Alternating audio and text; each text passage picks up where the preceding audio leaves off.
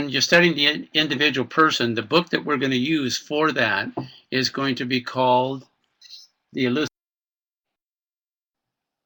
Go through and show you some overview slides, and then we'll go into questions and comments you might have. And then we have another set of slides that we're going to show you also.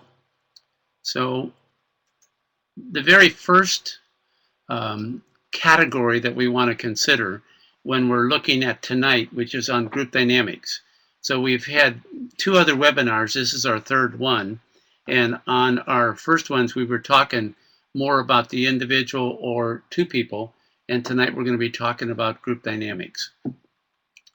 Groups can be categorized by being unformed, formed, and functional. And they also can be healthy, or darn it, they could be dysfunctional. And how you look at the group, how you analyze, makes a huge difference in terms of how you do your role as the person in charge. Call at the moment. I would need to. No, it's not your fault. No, I'm juggling. I need to actually cancel that appointment. Marco, you're going to have to mute yourself for a second there. I've got one tomorrow too, haven't I? 3. Thanks, Marco. Yeah. If you could move it to the following week, I'll need to give you a call back. If you have an unformed group and you want them to become formed and functional, how do you do that?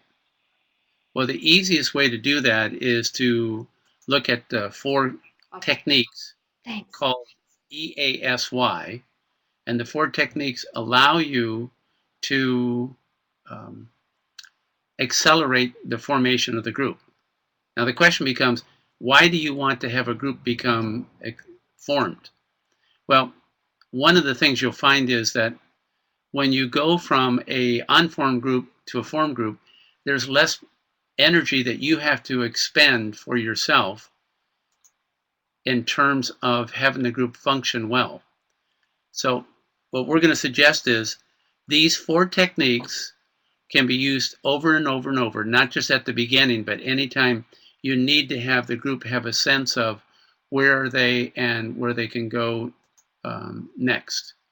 And we're going to start off and just look at each of these. The echo is anytime you do an activity done all at the same time. Many personal growth companies, what they do is they will actually not allow the participants to come into the room until a certain time, and then everyone comes in at the same time. Anthony Robbins oftentimes will do that, and it works quite well. The second thing that you want to consider is if you want to indicate to the group that you realize that there are differences out there, you may want to do something as easy as saying, you know, how many people are from out of town and how many people are from in town. And so any kind of an acknowledgement of people tends to form the group to become formed and functional faster.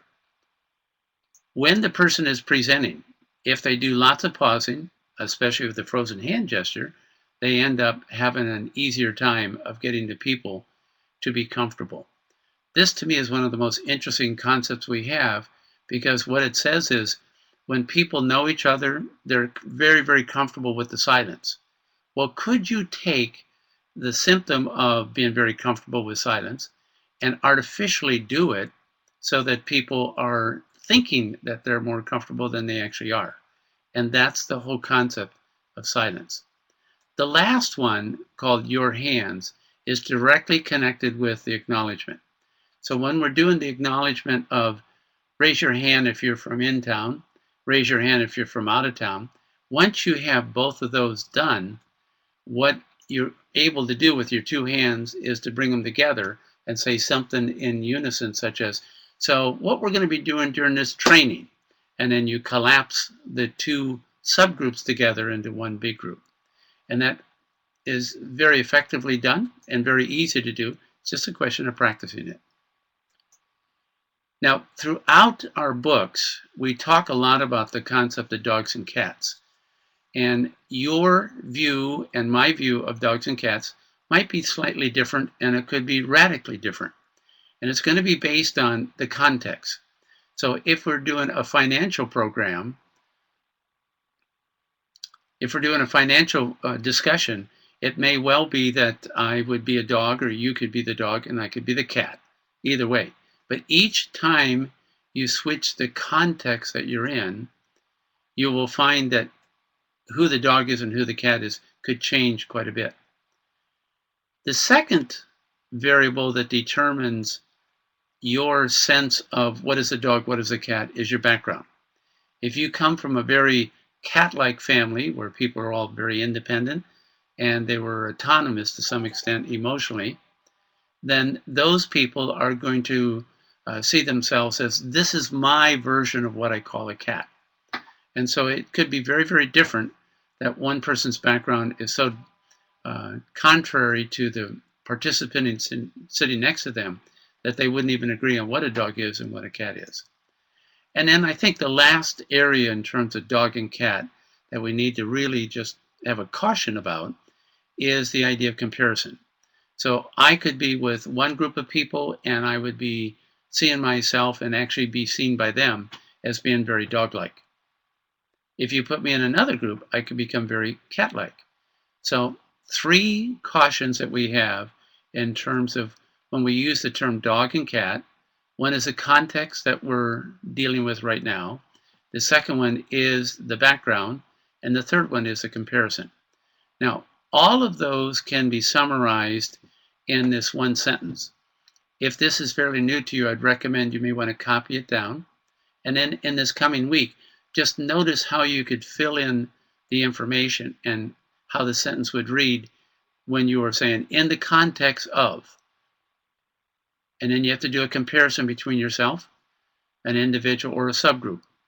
And then I am more dog or I am more cat than you are.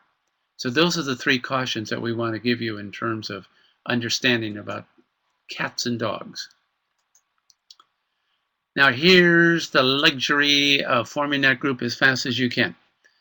When you have a group that is formed and is functioning, it just, you can operate with influence instead of power. You don't have to go to your authority, just your presence will help them quite a bit. The second thing that is a benefit of a formed group is that you have the ability to understand that your perception of what's going on in the group is usually very accurate. If it's an unformed group, we're iffy in terms of whether we're actually perceiving as well as we like. That means you can trust your instincts. And to me, one of the biggest things is that the role that you play in terms of being the person in charge takes up much, much less energy when they're formed as opposed to unformed. So having the people on the line that we do, all of you are known by Margot and myself, and what a difference that makes in terms of the ease of communication. The other thing besides the benefit to the person in charge in terms of a group being formed is that members will assign positive intention to each other if they do a disagreement. So that's why you tend to not take personally when people disagree with you in a formed group. And then the last thing is, whenever you have a group that is formed, we tend to own whatever the issues are that arise. So whether that be in terms of logistics, whether it's in terms of just comfort, whether it's in terms of lighting and coolness, what a difference it makes when we're formed. We take care of each other. When you finally have a group and it has really formed, there's 3 roles that emerge. And it's really important to really emphasize the word role, because it's not 3 people. It's not that one person will be an outlier, another person will be the barometer, and another one is a liaison. No, in essence, they're functioning roles. So you could have someone who's an outlier, and at the same time they could be a barometer. Or they could be an outlier and they could be a liaison. So any of these or all 3 of these could be occupied by the same person. Now, why is it important in a formed group for you to want to understand what these 3 roles are? These 3 roles are the ones that are going to help you in terms of try to estimate what is going on in the group. So instead of trying to read every member in a group, what you do is you watch the 3 roles, and the 3 roles will give you an indication of how the overall group is doing. So this week I'm doing a training, and we have 14 people in the room. We're going to be together for 3 days. We've already done our first and our second day, and tomorrow is our third day. And what we're finding is that because the group is so small, we actually don't have very many outliers, because the smaller the group, the more people operate like themselves. What is the cutoff point? What is the number that will determine if these three roles emerge or not? Usually it's above 25. So if you have above 25 people, you end up automatically having the mathematical term, and what it describes is people that are above average and people that are below average. And later on, we'll see a little graphic for that that will explain it even better. Barometer is going to be your best way of reading a group, because usually certain individuals will have reactions before the group as a whole. And by reading those individual reactions, you have more options in terms of what to do. And then your best friend ever is liaison. So whether it's your family, your neighborhood, your office, or a training room, the liaisons are the glue that keep the groups together. And later on, we'll see an individual slide on this one also. A couple more slides, and then we'll open up for questions and comments that you might have. This is our best drawing we had at the last minute to show you what outliers look like. Now, what you have to figure out in any kind of a group is, what is the norm? 80% of the people are in the norm. So initially, when people don't know each other, they're just getting together for the very first time, such as a conference or a meeting, the group is unformed. When a group is unformed, the only behavior that you have, the only norm that you have, is appearance. So if you look at appearance from the vantage point of an unformed group, what we'll find is that when a group is unformed, you have what is the gender, the age, the appearance, actual clothing that people are wearing. How formal, how informal. Is it a business dress casual? Now, anyone who's dressed, looks, or gender is above the average, they're considered positive outliers by the group. Anyone who is below that in terms of appearance, they're going to be called outliers that are negative. So the majority of people are the 80%. Now, I happen to live next door to what we know as Nike, and Nike makes a lot of athletic gear. And in Nike, in terms of appearance, you would find that about 30 years old to maybe 33, that is where 80% of the people are. So if you are 45, in some people's minds, that would be a negative outlier. And in other people's mind, you have wisdom in terms of walking around with the history of what Nike has done before, and that'd be a positive outlier. Now, when the group starts getting formed and they're functional, then we end up having the idea of appearances replaced now by behaviors. So now what we are watching for is going to be the area of which people are on time, which people are late, which people tend to talk fast, which tend to talk slow. So whatever the 80% is, that's the norm. So then if you have people that are above that or below that, they're called the outliers. And it makes sense. A good term for outliers is that they lay outside the 80%. Now, as the group becomes even more formed and functional, then we switch over to styles. And if I may, Australians in general are much more versed in than Americans are in terms of such style inventory as Myers-Briggs. And this is where it comes into play. So understanding where you use styles is really an important consideration. If a group is unformed and you're aware of having done a style inventory of the individuals, that doesn't help you as a person in charge as much as later on when the group starts functioning, then the concepts of Myers-Briggs, right brain, left brain, any of your favorite, visual, auditory, kinesthetic, cat and dog, they come into play. Now, in my opinion, there are no groups that are just always healthy. A healthy group is almost a misnomer. A better way to describing a healthy group is a group that is formed and functional and has moments of being healthy. Now, what's the difference between formed and functional and healthy? Formed and functional is when the group has certain goals that they want, they have certain methodologies that they've agreed to, and they're achieving those. That's formed and functional. Well, can't a formed and functional group be healthy? Not necessarily. What is the difference between the two? In a healthy group, the individual as a human being is accepted, but their behaviors are held accountable. So when you can manage people, but not indicate to them that they're personally bad, but their behavior is inappropriate, that is healthy.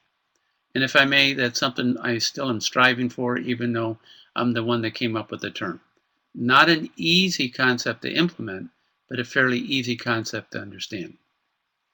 The extreme end of a group that is healthy is that we now separate people that are called the 80% from the people that are the outliers in terms of values. One of the things that would be brand new for everyone on the line that we've never said before is the following. When you look at the idea of style, such as visual, auditory, kinesthetic, Myers-Briggs, I would strongly suggest, dog, cat, that the value supersedes what the styles are. So I'd rather have a group that has values that are aligned with each other as opposed to styles that they have in common. So each of these levels, appearance is superseded by behavior, and behavior is actually more important than appearance after the group is formed. When a group is formed, behaviors are not as important as styles. When a group is formed and they have moments of health, values are actually more important than styles.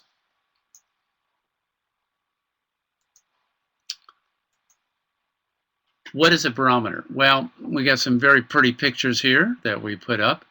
And for those that have attended our training before, you'll recognize what the symbolism is. We have over here a canary.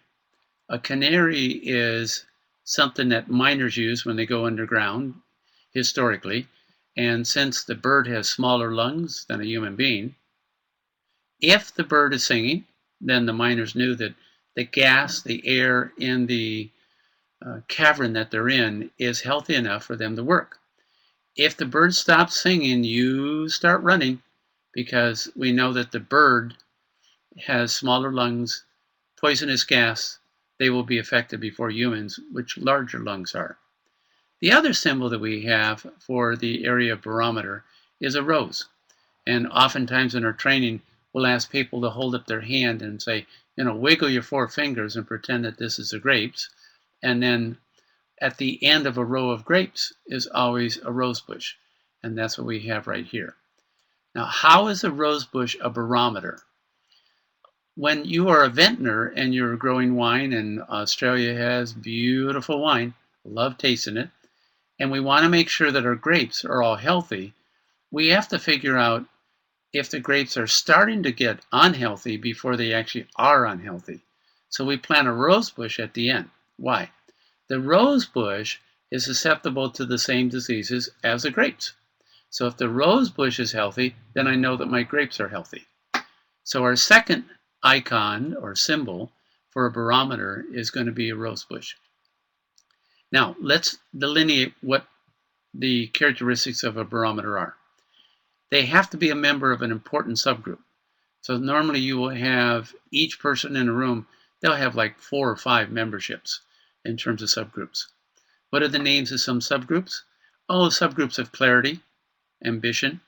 Sometimes you can actually put in styles into this category. They are introvert and sensates, or they could be cats. So only the important groups are, as a person in charge, is the ones that you want to look at. Figure out, of all the members in that group, which member tends to react earlier than the other members. And that's why we use the canary and the rose to describe a barometer. Now, what we do is we want to easily be able to read the barometer's reaction. So some people have certain facial expressions or shifts their body, and those are the ones we go, hey, I can watch that person. I know how to recognize when they've done a shift. I know when their breathing has either become better or less healthy. I use the concept of barometer by making sure that I want to be reactive to the barometer to be proactive to the group. So the artistic level of group dynamics is that it will look like it's your group because you are acknowledging whatever's going on before it actually happens. But actually, you're watching one person, and based on that, you know the other members of that subgroup are going to react the same way. And so then you're proactive. Example, let's say I'm talking about the concept of we're going to need to change our revenue flow for the company for this coming quarter. As I say that, I notice one barometer scrunch up face and just are very worried in terms of what that is going to mean to them. I know that because that person is a barometer for the rest of the grapes in just a second, they're going to be worried also. So what I do is I step off to the side and I acknowledge to the group, now wait a minute, this is not going to be easy, but we had 2 years ago the same situation and we were able to go through it just fine. So stay calm, we'll be okay. So we use an individual, their reaction, to find out how the rest of the group is going to be. And by understanding that, we are allowed to get in front of how the group is feeling, and we can lead them. My favorite, liaisons. Most important member that we have in any kind of a group. A liaison is someone who is seen as having membership in many, many subgroups. So pretend here's a subgroup, here's a subgroup, here's a subgroup. Example, sometimes we have families and some members live in this city, some members live in this city. Now, which member that lives in this city is seen by the members over in this city as, yeah, you understand how we view life, what our perception is, and you want to find someone in this city that is viewed by the people over in this city as, yep, you understand our lifestyle. Sometimes that's as easy as city living versus county living or country living. When you have a liaison, they're an ambassador. They can go between two groups and explain to members of one group how the other group sees life. Usually, a liaison can never be the person in charge. So in my family, when I was a younger adult, my father was the patriarch and I was a liaison. Then when my father passed away, myself and at least one or two other of the siblings became the head of the family in terms of contact with each other, making decisions, supporting each other. So then once you are promoted, you have to make sure you find someone else who's a liaison. Your liaisons are your ambassadors. They prevent subgroups from becoming camps. And if you want to just, in this coming week, think about any organizational structure you know, family, corporate, professional, associations, civic groups, and then notice in terms of, do you have camps? If you have camps, we've got to find liaisons. The single most important thing to do is you have to make sure that you identify what is the culture of a group. And the saying is, groups are like countries. We need to know which country we're in so we can select the appropriate behavior and language. Now the question becomes, okay, so I understand group dynamics, everything is based on what is the culture of a group, but how do I recognize a group? We're going to suggest that this next slide will give us a tremendous amount of information along that line. And it's this. It takes a certain set of skills to know not only what to observe, but how to assign weight. So how much credence do you give when you see and observe a certain kind of behavior? In mathematics, there's a concept called fractals. And fractals is the ability to see one behavior that is an indication of the fact that that behavior is throughout the whole organization. Fractals originally came about by studying things in nature such as a pine cone. And in a pine cone, you have all the little formations of each of the little things that you could pull away actually is exactly the same formation as the overall pine cone. Cabbage is the same way. If you split cabbage, you'd see each of the sections has the overall same configuration as the larger one. So in organizational structures, you are looking for fractals. Now, how do you know when you see a behavior if this behavior is an indication of what you'd find almost throughout the whole organization on many levels? If an individual does a certain kind of behavior, such as raise their voice, if no one else seems surprised, then raising the voice is a common activity. If someone raises their voice and everyone becomes shocked, then that is not common. That's not a fractal. So fractal indicates this is something that we do all the time. Now, how do we assign weight to what you see when you're attending a meeting? This is especially true if you're a mentor, a coach, and especially if you're an executive coach. The more unusual the behavior, such as raising their voice, and let's pretend that most groups do not allow people to raise their voice. And so you have to have some kind of a generic cultural set of norms. The more unusual the behavior and the lack of surprise, the more weight you assign to it. So just one more time. The more unusual the behavior, the more there's no surprises, the more that is common. And so sometimes you can go to a meeting and you'll notice at the meeting that everyone is joking around. If no one is surprised that they're joking, then joking is part of what occurs there. Be aware, of course, of the context. It could be that you're allowed to joke at the start of the meeting, but not when you get into the meeting. Just a couple more slides. One is the difference between a functional and a dysfunctional group. In a functional group, and this is the biggest change that we have made in the last probably 7 years of studying group dynamics. We used to always say that whenever you had a group, you tried to keep the group very cohesive. Now we've decided, nope, that's not working. If it's a functional group, then you go ahead and you attempt to keep the group very cohesive. But if it's a dysfunctional group, then instead of managing the group, you want to discipline the group. You intentionally split the group. Why? So that those members that are capable of being functional can join us. And when they join us, what a difference that makes in terms of now you have a split group. Some people are dysfunctional and some people are functional. Another way to think about functional and dysfunctional is this.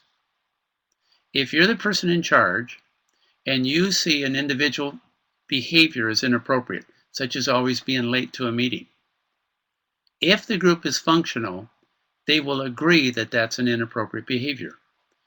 If the group is dysfunctional, what I deem as a person in charge as being inappropriate, the group may not at all. And it's a great way to understand how to use not my lens of whether I think the group is functional or not, is what's the group's reaction to an individual or a subgroup that you think is inappropriate. And we already gave this definition, so we're going to go on to another one, which is dysfunctional group. They can't decide if they're issue-oriented or people-oriented, or they can't consistently achieve the orientation that they have. A healthy group. Healthy group is a blend of being both issue-oriented and people-oriented. The individual is accepted as a person, and at the same time, the behavior is held accountable. And just a last comment. Never met a healthy group, but I've met groups that are highly functional, and they have moments of being healthy. For anyone who wants to ask questions, I see with unformed groups, Annie is saying that she works a lot with unformed groups, such as voluntary boards of management. So I'm thinking in terms of charity. Annie, correct me if it's other than that. And she says, I tend to spend more time unpacking the issues, and she does the unpacking by going visual. This gives her more permission to enter into the topic at hand. Michael, whilst you're waiting for that, we had a conversation this morning about a formed group where a member is exactly as the example you said. A member of this group consistently comes late. As the person in charge, how are you best to handle that? Part of it is you have to figure out if the group has a tolerance of that. Because if you think about it, Margot, sometimes if you look at our 3 stages of being irritated, which are that I am first shocked, then I'm confused, and then I'm annoyed. If the person in charge goes through those 3 stages and the group hasn't, I'm annoyed, but the group is only shocked. And then since I'm annoyed and the group is only shocked, as I express my annoyance, the group oftentimes becomes confused. So you have to make sure, is this a norm that you actually want? We had a training, which I won't mention what the group was, but it was a forum group. It was about 40 people. They're the heads of several individual plants as well as central office. We're inside the United States. I don't know if that would make a difference for this particular situation, but it was inside the United States, full disclosure. And we had opened the 2-day program with the CEO reminding everyone that the norm was no cell phones. Well, they were sitting out there, the 40 people, at probably 8 tables.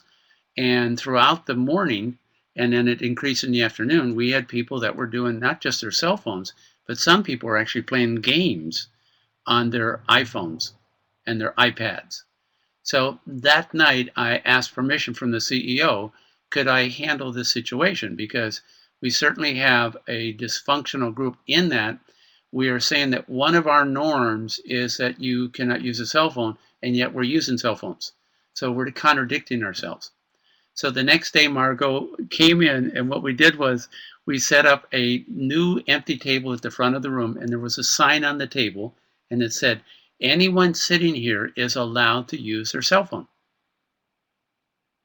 If the cell phone goes off out there, I'll walk over, I'll stand next to you. I can't make you, but I want the group to know that I'm aware that you're not sitting at the right table for what you want to do.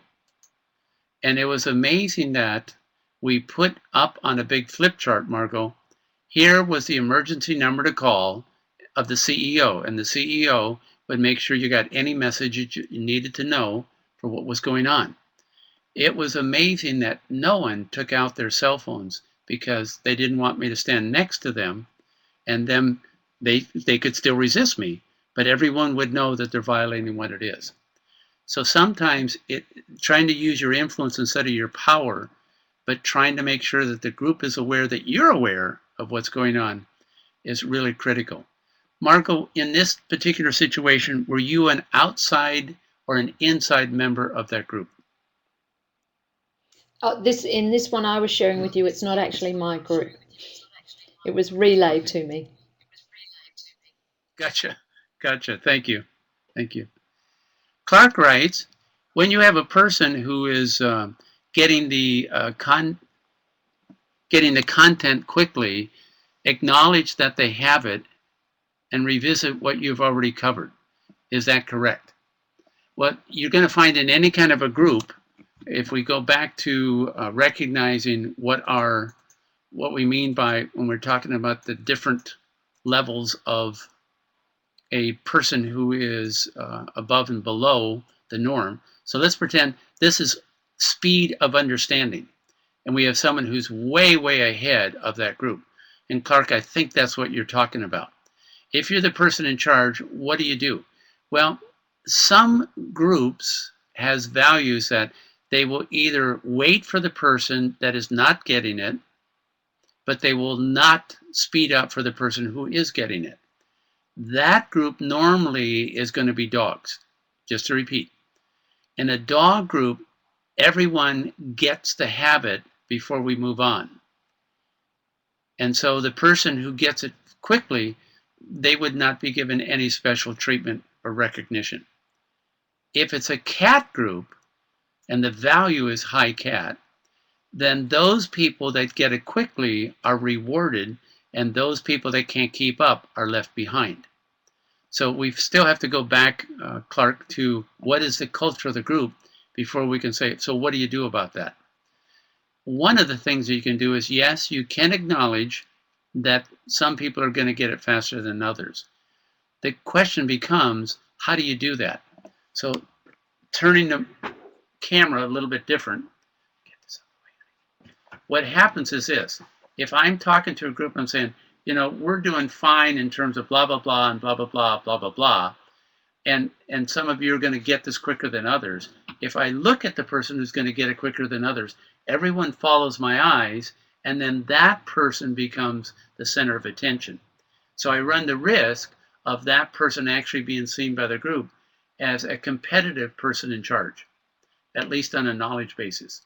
So sometimes what you want to do is you want to acknowledge the person who is smarter than the rest, but instead of making eye contact and hand towards, you say, some of us may be, and you look at the group as a whole and only use your hand to acknowledge that person.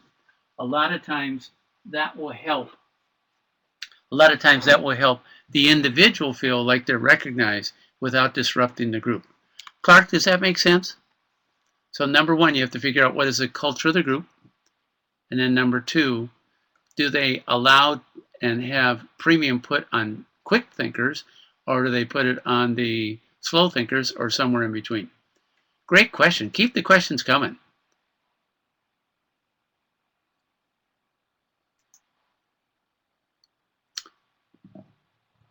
Marco, anything else comes to mind? We've been on for around 50 minutes, and I certainly have covered the over aspects of group dynamics. It's a great reminder. Well, whilst we're just waiting for Clark to come back and confirm, with the slide that you've got on now, what I was thinking about, some on the line are familiar with national speakers, and I've just been to the conference in Philly.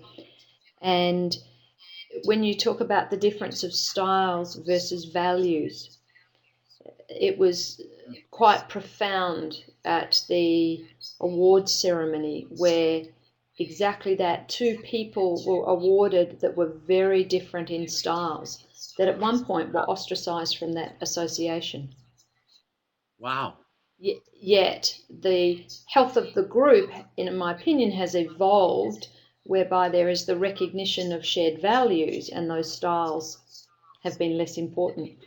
So it was interesting to see your point. Yeah. So the values supersede the style. Yes, yes. Yes. In moments, and in that particular time it did, to award two out of 5 people that would be, well, in fact there was more than that, but 2 significantly different styles to the traditional norm of the group. Marco, along that line, in terms of style, Clark, thank you for saying that you got it and that that was helpful, our discussion. Marco, I just came back from being in Russia for the first time, and whenever I'm in a new culture, I really don't think I understand what I'm seeing until I've been there at least 6 to 10 times. So this is very preliminary in terms of what's going on. The person who was kind of my, using a slide that we had, oops, sorry, who was my liaison was someone who was born and raised in the United States, but he has lived in Russia for over 30 years. So he was my liaison. And one of the things that he pointed out was that in the particular culture that we were in, at least that part of Russia, is that the older people are well respected.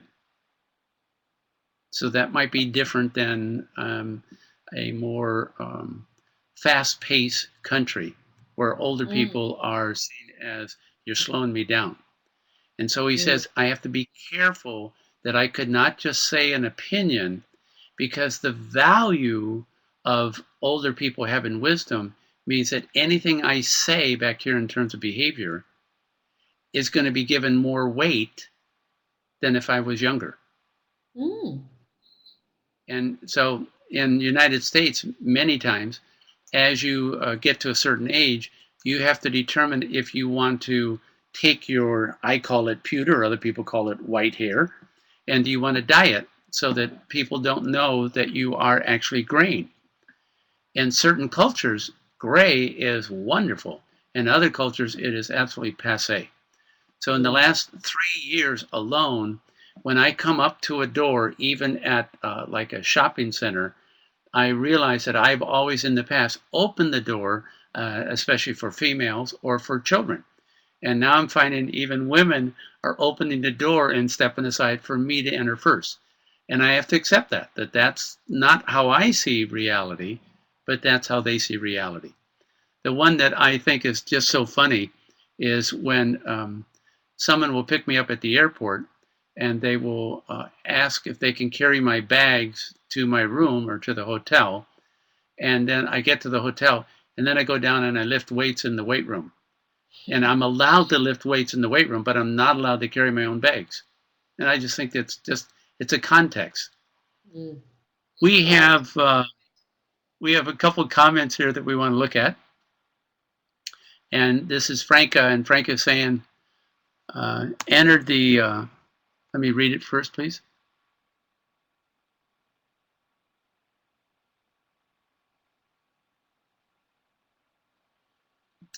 I want to see if I can understand this. She says she's wanting to know if we're going to learn in October how to read who in the group is benign in the 3 roles that you talked about today. Absolutely, yes. And that'll be one of the things that we will not only do in terms of content on the footage film that we're looking at, but we will, of course, talk about people in the room. And because we're there for 5 days, my goodness, to me, it is geometric. And what do we mean by that? If I'm with you for 2 days, you would say, okay, whatever I learned by being with Michael, I'm going to get twice as much in a 4-day. No, it doesn't work that way. When you get 2 days of information and then you go to 4 days, it's more than just double the amount that you get in 2 days because of the nature of group dynamics. So yes, we will absolutely look at the different people in the room and give you feedback in terms of what's going on. Annie says that Michael, some. with the Go ahead. just wanted to ask you, with the videos, do we only get to choose one, or could we have a few we wanted to look at during the week, or there won't be time for that? We want you to bring at least 2 3-minute segments. 2. Mm-hmm. 2 3-minute segments. But here's what you're going to find, and especially for the people on the line tonight, because of your level of ambition. If you can, bring an iPad and anything that will connect the iPad to being able to project up. Because after the first day and a half or so, most people are going to say, why should I be talking about people that I've captured on video and brought? Listen, let's get together tonight. Let's spend 10 minutes. Let's pretend we're in some kind of a group. Let's film ourselves. Then let's have Michael analyze that. Mm-hmm. So you're going to find that, yes, bring at least 2 3-minute clips, but if you can, bring an iPad that you can actually do some filming with. I'll have my video camera there anyway, as well as iPad and Macs. Cool. And we've all got an Annie's, iPhone that can video. yes, an iPhone. In fact, we did that in training today. We had the 14 people, we had enough cameras between us that electronically we filmed ourselves for 3 minutes and played it back, and then actually analyzed what it was that we were attempting to do and did we do it. And then when we did the second round of the same activity, the amount of professional increase was unbelievably high, just because we have the ability to give feedback.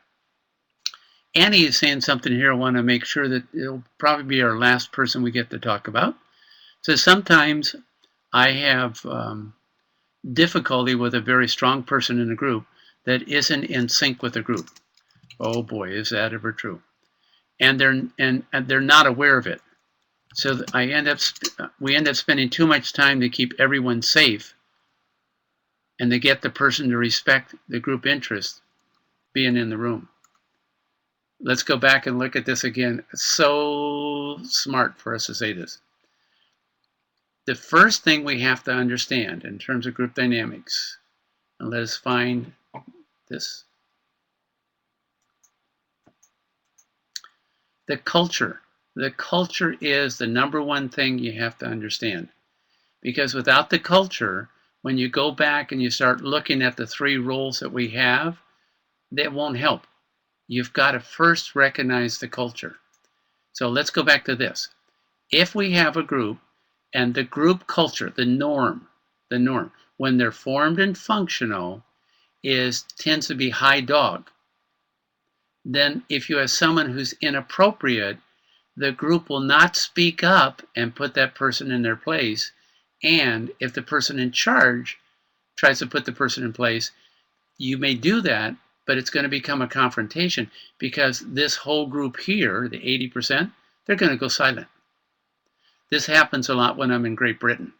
Great Britain cannot stand conflict that is open.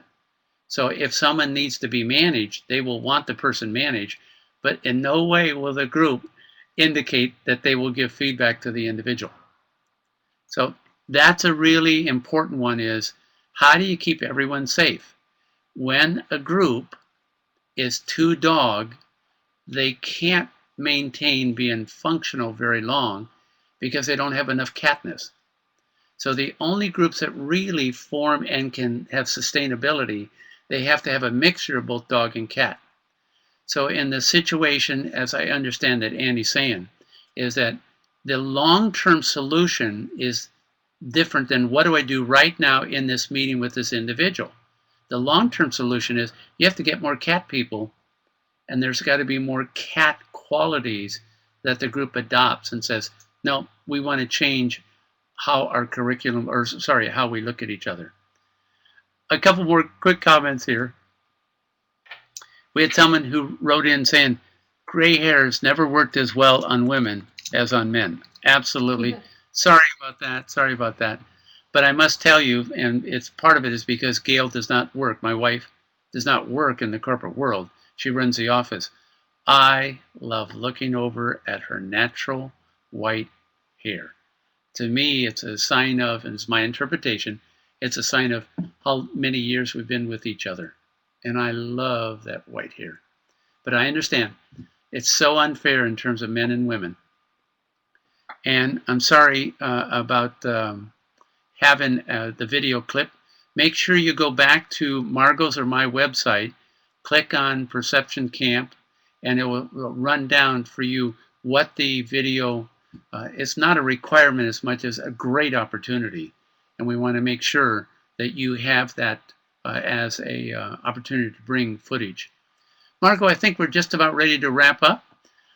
For me, the thing that I like best was sharing with people that values supersede style, and it's a great way to put that in place. The other thing that I'm just so pleased that we're able to share tonight is the difference between a functional and a dysfunctional group in terms of your strategy.